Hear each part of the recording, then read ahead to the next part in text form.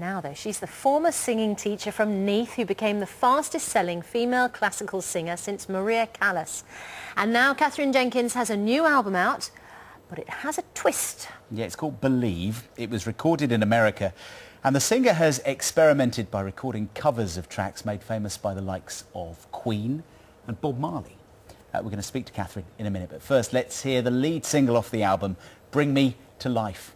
You can't just leave me, breathe into me and make me real, bring me to life. Wake me up inside, call my name and save me from the dark. Beat my blood to run before I come undone. Save me from the nothing I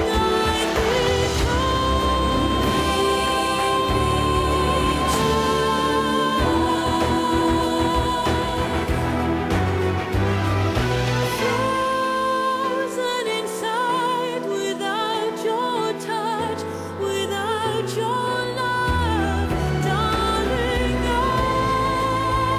Only you are the light among the Just before the big, the big bits there. Oh, it's a fantastic song, and Katherine joins us now. Very good morning. Good morning. So it's an album of songs which are a bit more contemporary, a bit less classical. Yeah, I wanted to make an album that was more accessible, more in the vein of sort of the classical crossover thing, and there are still the classical numbers on there. You know, there's the theme of The Godfather and there's some beautiful film music, but as well I wanted to do a few wild cards, if you like, and take some songs and try and put them into a classical treatment. Yeah. Some of your fans might get a bit surprised by this, by the CD, put it on in the car, hang on, have they put the right one in the box? Well, it's actually, I wanted it to be a step forward and I wanted it to be something slightly different, but at the same time remembering all the people who've bought my other albums, and actually my mum is my benchmark. I play it to her and she likes me doing the classical stuff, and you know, if it's gone too far for her she'd tell me, but she loves it. Ah, okay, so you're just pushing the boundaries Yes, gently, yes, are you? gently. But there's some reggae on there as well. Well, not really reggae, but... It's your rap I really enjoyed, actually. No, I wanted to do a version of the Bob Marley song No Woman No Cry, and it's in a completely different time signature. It's almost like a lullaby. It's quite sort of serene and you know, soft and gentle, and although I'm not in any way trying to do anything that compares to the original, I just thought it was nice to do something, you know, completely different, and I never thought I would do a version of a reggae song. Yeah, it's lovely because there is this sort of trend towards changing the styles of music, because you know, lots of us hear great songs and then you've decided to kind of belt them out in your inimitable style. You must have really enjoyed doing that. I do, and for me it's all about trying to encourage more people into classical music, and I've tried to do that from the very beginning of, you know, of making albums. But I think sometimes it's about trying to take songs that, you know, we already know in the popular repertoire and just trying to do something different with it. And sometimes that does help to encourage younger people into classical music and not make it so, you know, intimidating. Frightening, yeah. It almost feels to me like you feel quite liberated by this, that you've really I do. enjoyed it. I have.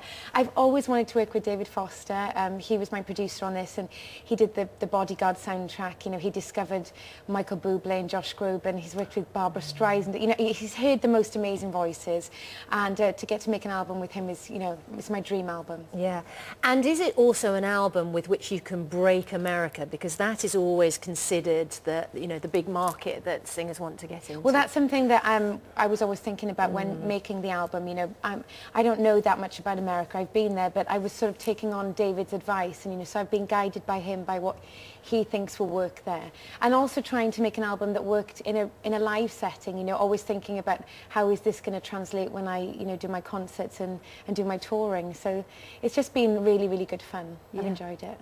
Now I know that your story has been in the papers the last couple of days, and that is because you've been very honest about something that happened to you a good number of years ago, but which has obviously had an impact on you.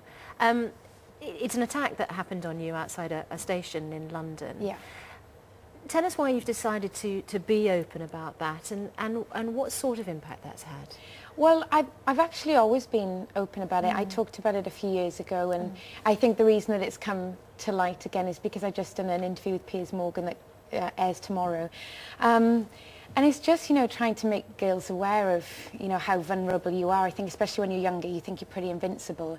And trying not to be, and, you know, it happened to me when I was on the phone a few minutes away from where I lived, but telling my girlfriends that I was going to be, you know, home soon. And I think sometimes you're on the phone and you think you're doing it for comfort, but in actual fact, you look like you're distracted and therefore more likely maybe to be attacked. Yeah, and you were mugged effectively, but you were afraid that it could have been worse than that. Well, the police said that they thought it was an attempted rape, yeah.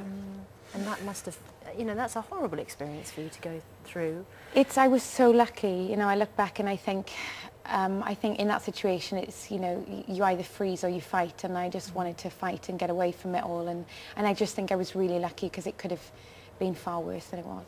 It's interesting what you say about phones, because I think a lot of people walk down the street now on their phone thinking that that makes them more safe. They're connected to somebody. But it's almost a comfort barrier, maybe but it makes us less safe. Yeah, I think it does. Yeah, and you are, of course, you know, a role model to so many young people. So it's very important that what you say has an impact on other people, doesn't it? Well, it's just, you know, I've got a sister younger than me who lives in London, and, you know, friends, and I just think it's something that we've just all got to be aware of. I mean, don't let it rule your life, and you know, I still think about it now, but I just think it's about just being aware of your surroundings. Yeah.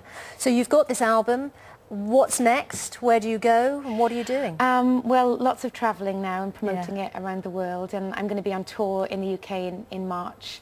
So it's just, you know, lots of the same, and the album doesn't get released in America until about March, April time next year. So it's all going to start there. We hope. I'll try my best. Good luck with it. Thank you. It's great. Thanks for coming in this morning. It's really nice to meet you. Thank you. Katherine Jenkins. Lovely Thank to you. see you. Thank you.